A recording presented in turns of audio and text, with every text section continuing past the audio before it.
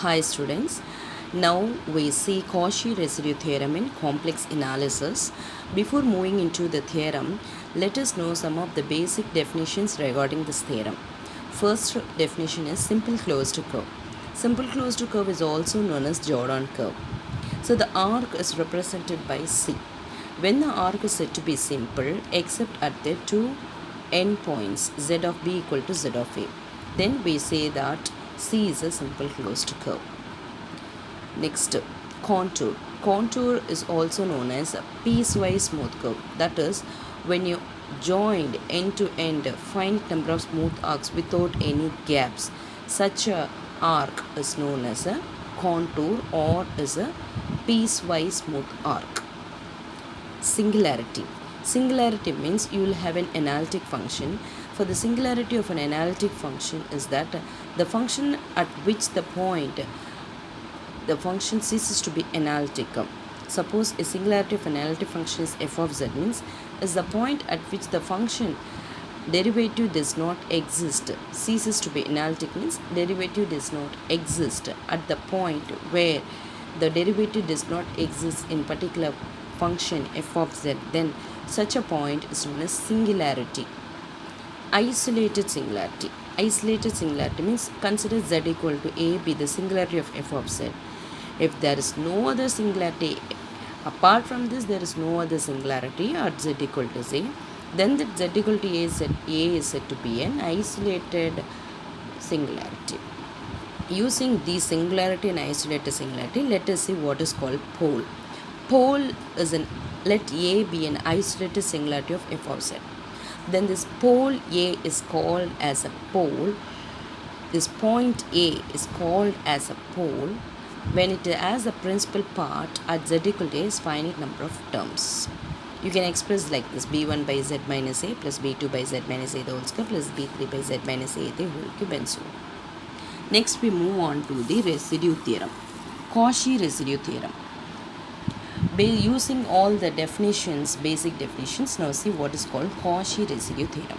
Cauchy residue theorem, so it is named under the person Cauchy, so it is known as Cauchy residue theorem.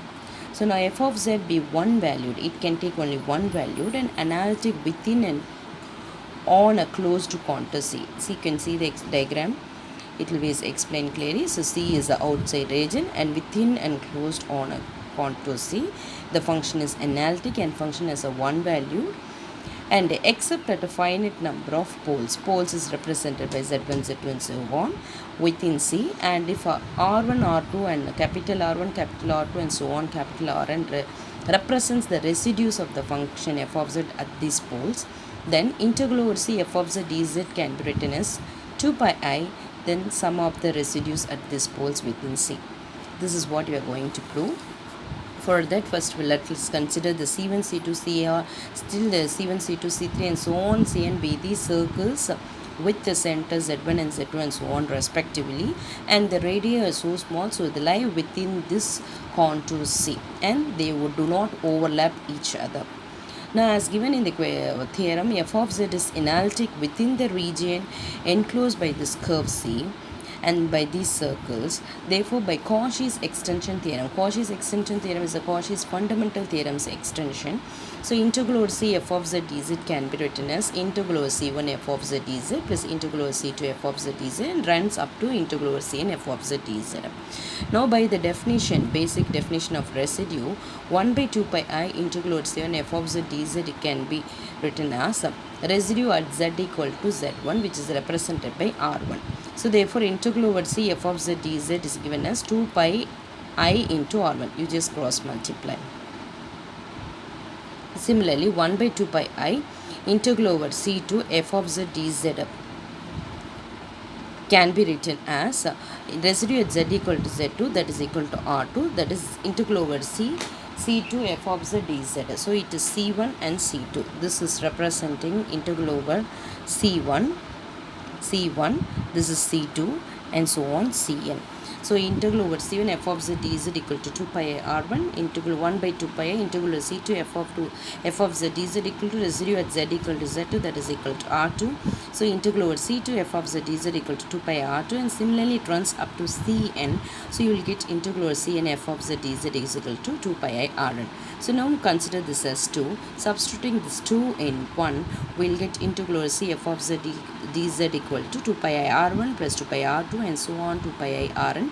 So remove the 2 pi I out, so you will get r1, r2 and r3 and so on rn, which is nothing but the sum of the residues of f of z lying at the poles within the closed contour C.